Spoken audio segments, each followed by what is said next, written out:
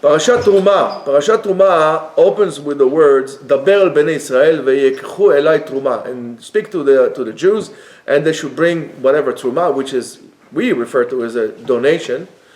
Ve'asu li mikdash, and they should build a temple for me. And then v'shachanti betocham, and I would dwell among them. The Zohar in this parasha lays one of the most important foundations to the success of a person. Now, all of you who want success should really listen to this. And that principle would be the one which determine at the end of the time of the person if he could look back on his life and to feel that he lived fulfilled life and not life of suffering and or purposeless life. So it's very important to understand that. The secret of this this concept is really within the name of the parasha, which is called Terumah. And we're going to go a little bit Kabbalistically today, for I don't know. That's why I feel like it. And the meaning of the word Terumah, the way we understand it, which is given. Litrom is to give, to donate, to give. However, the root of, according to the Zohar, the root of this parasha is harem. Hey Resh Mem. Hey Resh Mem is to really what? Raise up. To raise up, to lift. So, therefore, what is the difference between lifting and giving? Between, elevating and donating? The Zohar explains that the words Terumah, we need to read as two words. In other words, Terumah, Taf Resh Mem Vav Hey. The Zohar says, Tarum Hashem. Tarum Hashem means what? Elevate God's name. So, I don't know, it seems like it's not what we thought so far. According to the Kabbalah, the letter Hey, in this case, really represents what we call Sferat HaMalchut, the attribute of kingship, and which is the Hey, the lower Hey, in the name of Hashem, in the Yud Kei Vav Kei, or in the Tetragrammaton. And the letter Hey represents the reality in which we live, the four different worlds or realities that we have. We have the Atzilut, Bria, Yetzirah, and Asiyah. These are the three worlds. The last Hey represents this world, which is the world of Asiyah, in which we live in, which represents also by our wishes, our needs, and so on and so forth. And the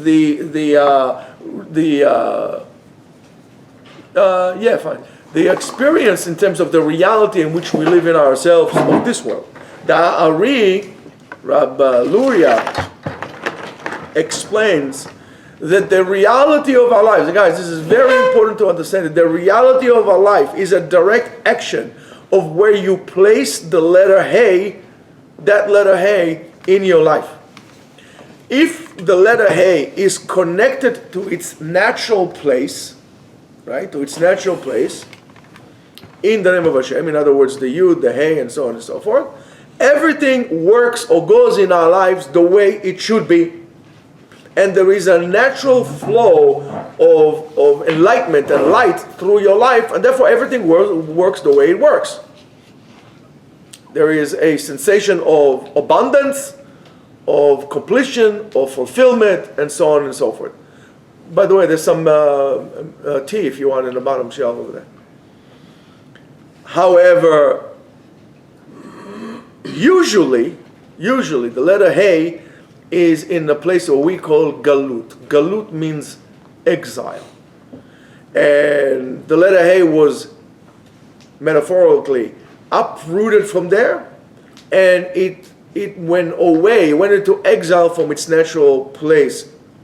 Then what then happens, our reality as a result of unappropriate awareness, right? We are aware to the wrong things, which is going to cause us by being selfish, by being angry, by blaming everybody, but not willing to forgive, by also feelings of guilt, jealousy, arrogance, and even depression, and Yeush, which is giving up, would really disconnect us from the force of life.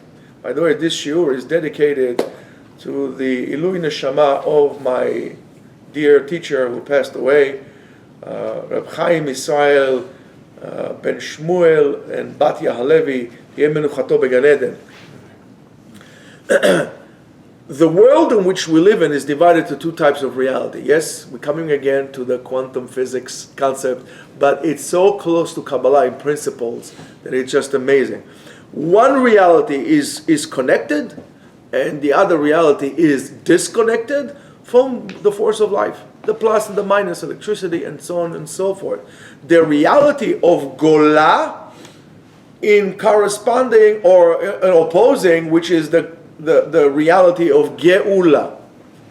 Gola and Geula, the only difference is the letter Aleph. Gola is exile, Geula is salvation. And the letter Aleph is the letter Aleph of the word Or, light. And as soon as we were able to put the light back into our life, we will be able to turn Gola, exile, to Geula, to redemption. Don't think, and I told you this a million times, that living in Israel, right, is you're done with Galut, with the Gola. No. Many times over there also, you are able to bring the Galut with you to Israel. And sometimes you could be in, I don't know, where could you be? In Tierra del Fuego, down in Argentina, and be an absolute Geula. That has nothing to do with the location, a place. It has to do more so with a mindset. With a mindset.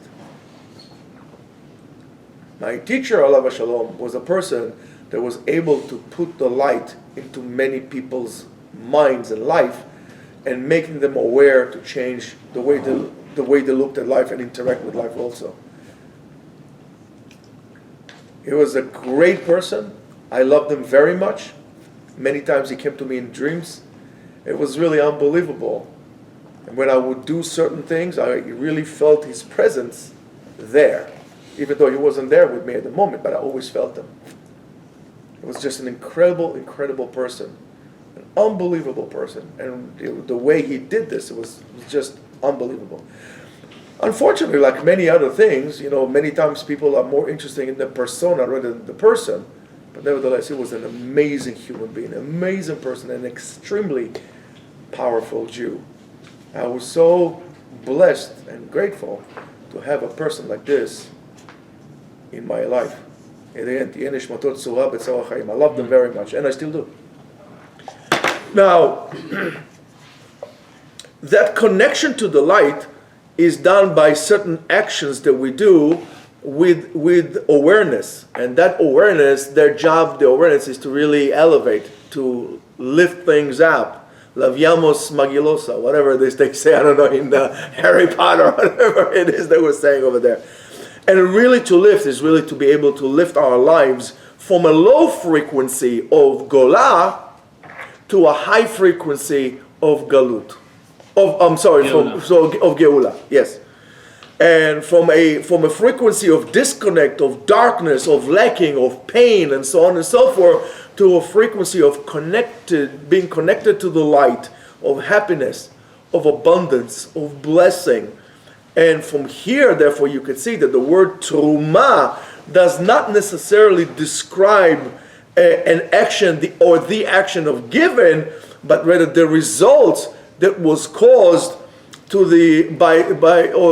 the things that happen to the person who actually is giving when he's doing that act of giving with the appropriate kavanah, with the appropriate attitude. And I'm going to tell you something again. That's things that I learned from my teacher. When you have the appropriate attitude and appropriate awareness, you could break things in life. And my teacher used to break stones or objects that seems impossible to break. And it's not some hocus pocus. It's just a matter of saying to yourself, I can break this. Again, many people concentrated on the actual mechanics of how it's being done, but not understanding that that's basically through a connection to something else. When you connect to something in the form of giving, there is no item of which you cannot break. There's no obstacle that you cannot go through. There's no object you cannot break and shatter. One of the biggest things that my teacher told me, that the biggest things that you will be difficult to break is not stones or rocks, is your own internal self. He told me at the time, he said to me that,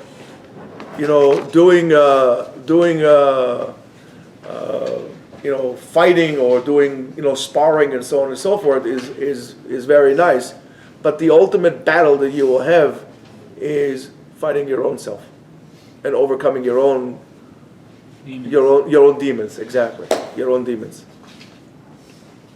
And these are lessons that I carry with me, throughout my life. I'm so grateful again to have met such a person. So, for example, what we have here, the Terumah which we bring to the Mishkan was not for the sake of Hashem. People think that they built the Mishkan, they did it for Hashem. If you think so, there's a smidgen of idolatry mixed with that. God doesn't need anything. By all means, God doesn't need gold. He doesn't need gold. So to think that we gave it to Hashem, you're missing the whole point here. And what do I mean by that? Who was giving that? Am Yisrael.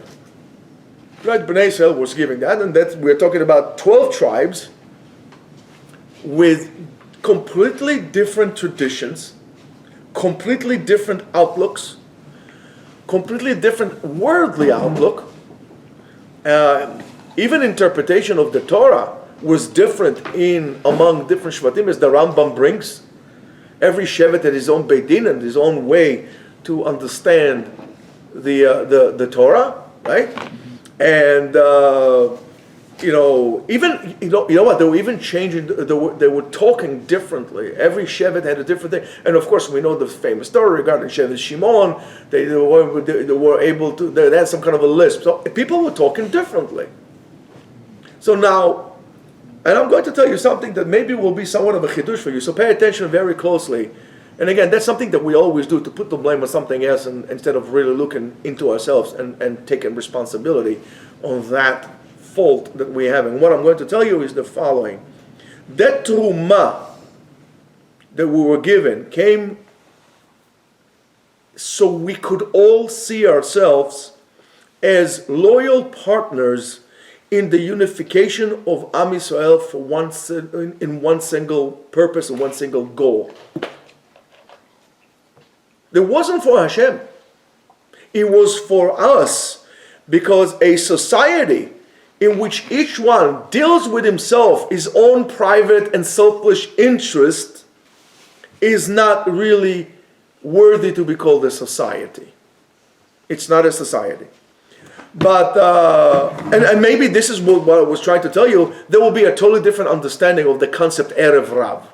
We always think that the concept of Erev Rav is some kind of like, nomads or some people that joined into Am Yisrael, and we were so pure and they were so infected, and they actually caused all the bad in Am Yisrael. These are not us. These are the Erev Rav.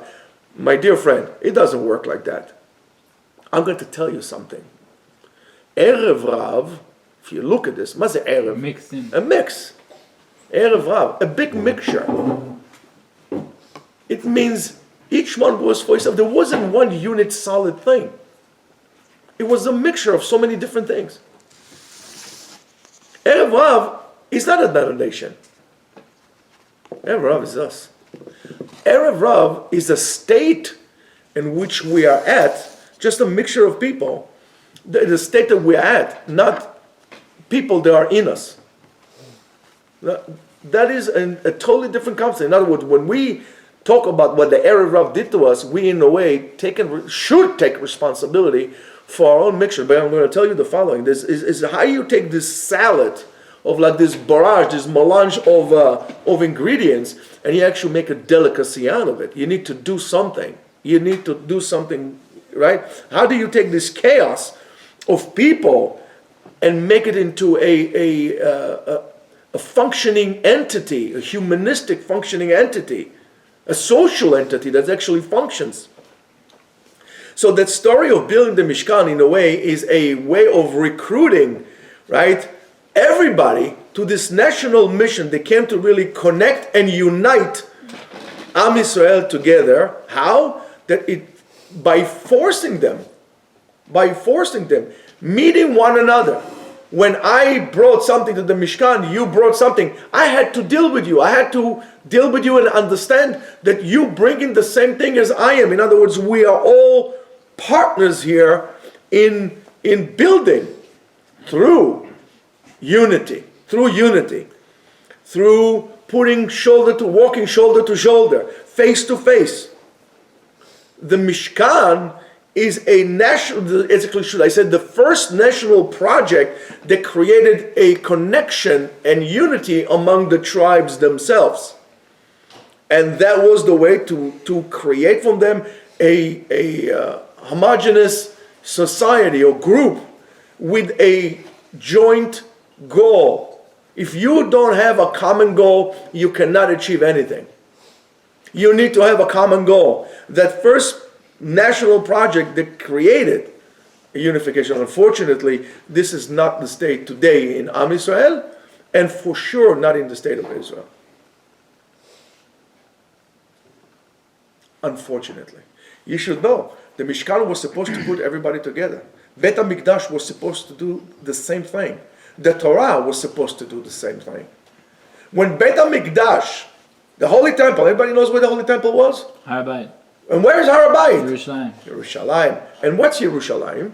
Yehuda. That's right. It's not an occupied territory, right? That's right. Yeah, it is. I told you a million times. It is an occupied territory by Arabs.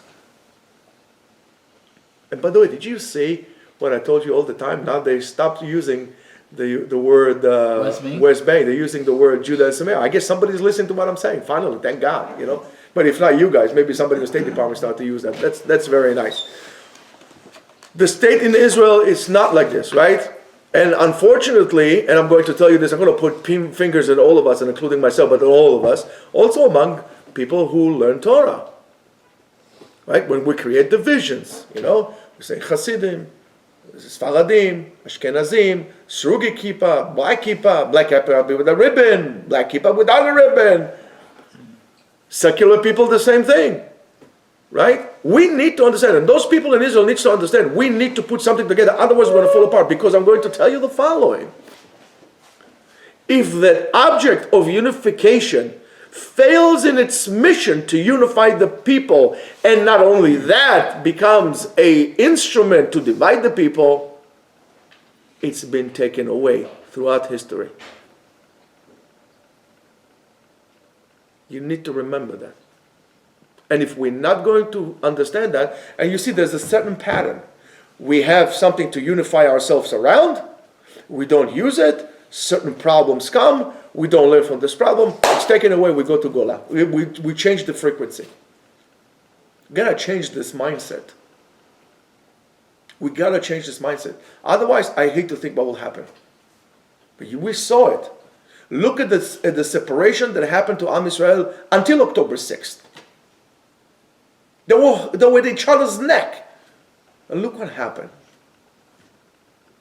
The same thing. When you are not willing to put shoulder to shoulder to build something, and in this case it's going to be the state of Israel. Now I don't care if you're sitting down in Bet Medrash learning the Holy Torah, but if you are not willing to carry the weight with somebody else, you're like an Erev Rav. You're separating yourself. You don't see yourself as a part of Am Yisrael.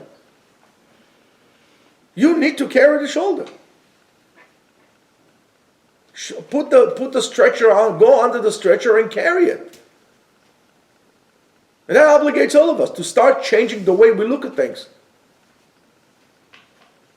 Stop seeing yourself as, I'm a Sephardi Jew, I'm an Ashkenazi Jew, I'm whatever Jew. And Habibi, you're a Jew, man. You don't understand that? The Goy will come and remind you that.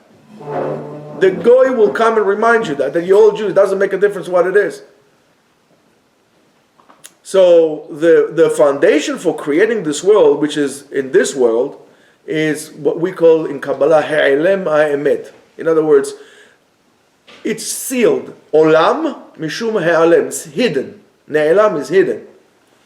And our job is to bring about, to expose the truth, to really discover and reveal the reality that Hashem wa Elokim, that God is God. We need to bring God's name or spread God's name in this world. And that's what my teacher said many times. You got to do whatever you can do to bring God's name into this world, to make people realize.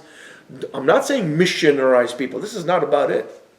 It's just that the people realize, each one to his ability, the existence of God in this world. And from there you can take it further.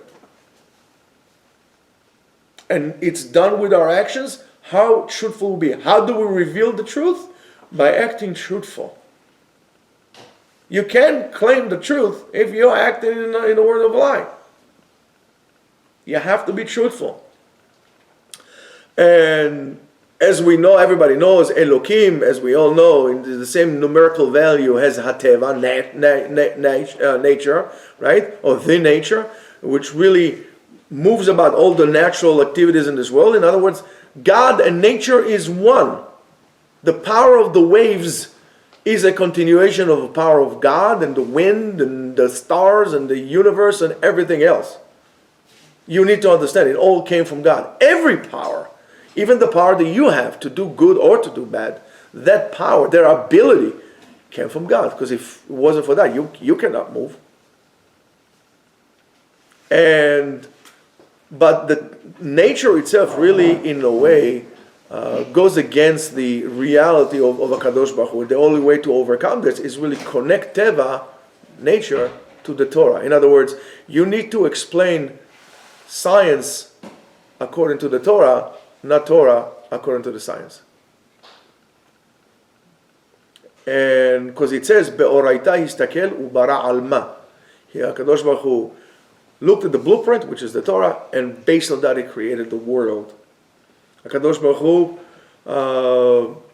made it in such a way that, in a way, the world is the seal of the Torah, and the Torah is the seal of HaKadosh Baruch Hu. And only through connection to the Torah, the world would be filled with the proper filling.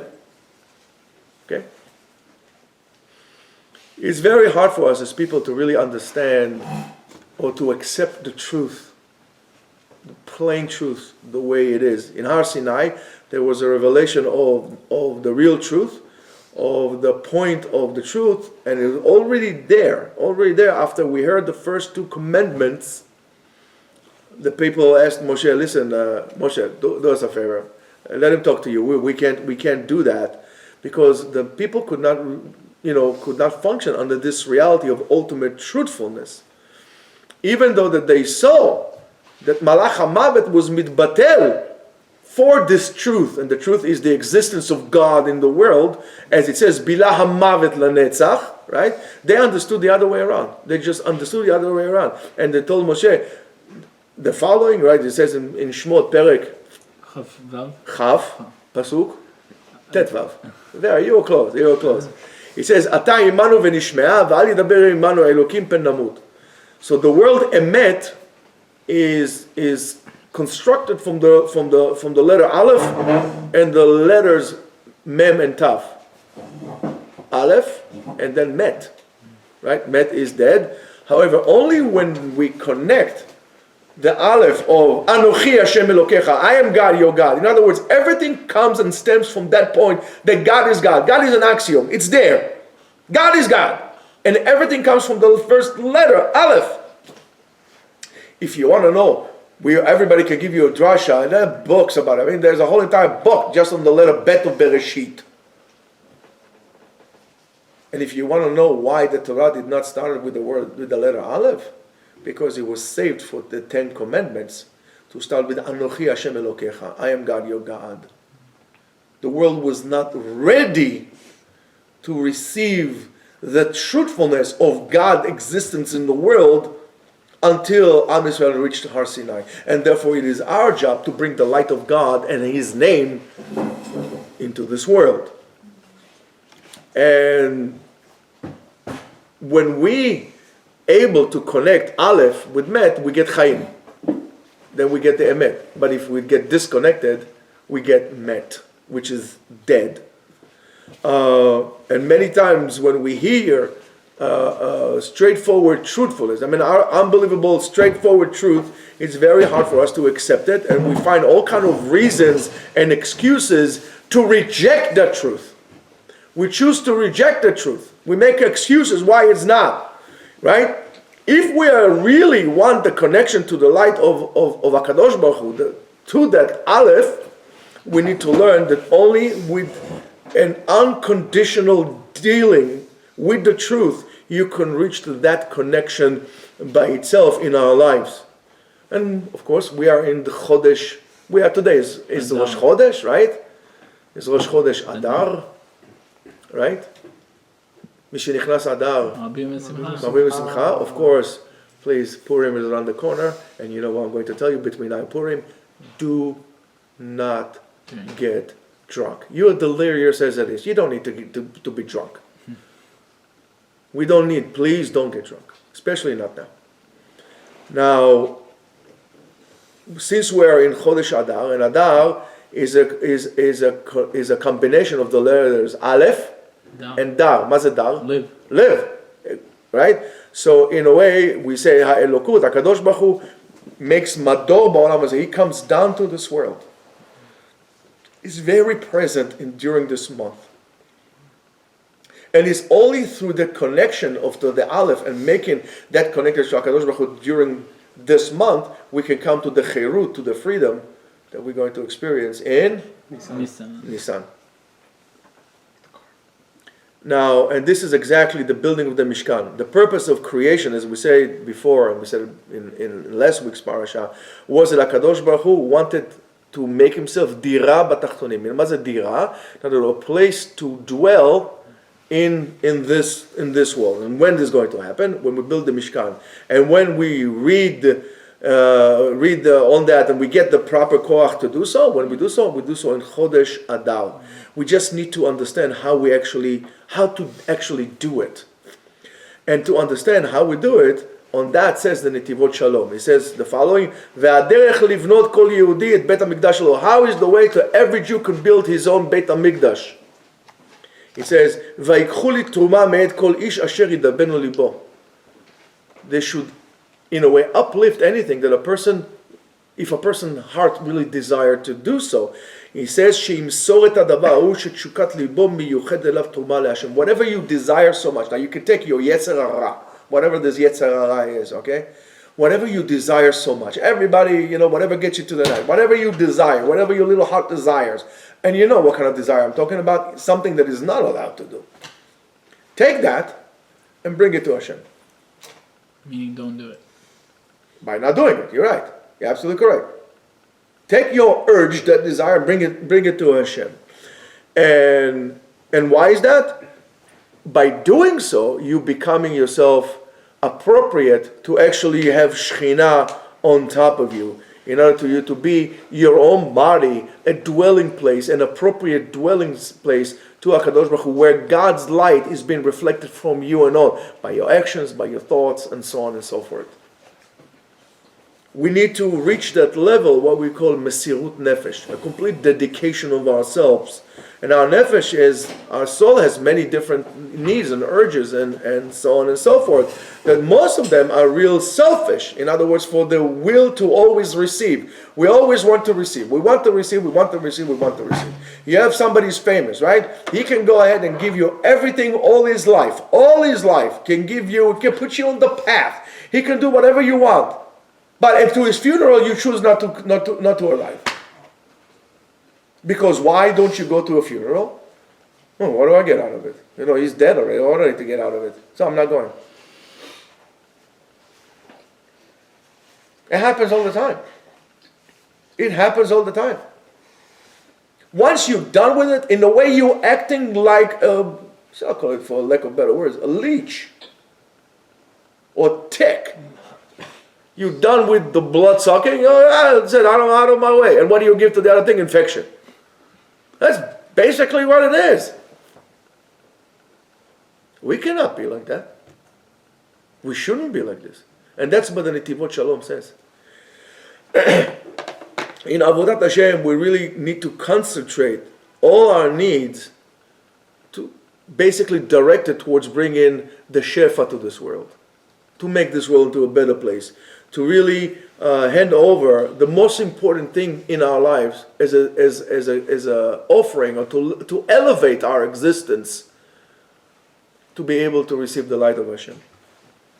Any action that has altruism in it, in other words, that is unselfish concern for the well-being or the welfare of others, that is done through love, through caring, through greatness of the spirit, that's why you should be mochel to people. Whether the person asks for mechila for you or not, be mochel him. Be the big man, be mochel him. Don't wait until he comes to you and asks forgiveness. Don't wait for him and then humiliate him. No, you didn't ask me for mechila good enough. What are you, God? Be the big man. Be mochel. This is those kind of behavior. It is an act of the Erev Rav, because it puts people apart. Any act that is not that is creating a closeness to the upper worlds, and in a way this is the secret of life. When we will be able to come out of ourselves and to think about others, then Tarum Hashem, then the name of Hashem is going to be elevated. Everything that we're going to be doing is going to be under awareness of Terumah, of elevation, of making this place into a better place. And this is where how we're able to put the Kedusha, the holiness, into every actions that we do. Whether it's going to be the house that we build, the family, it's going to be the business, or even the country, has to be through an act of absolute giving. It has to be through giving, through wanting to give. See everything for you as an opportunity, as a platform to give. And that we need to understand. And this is in order to be in a state of unity.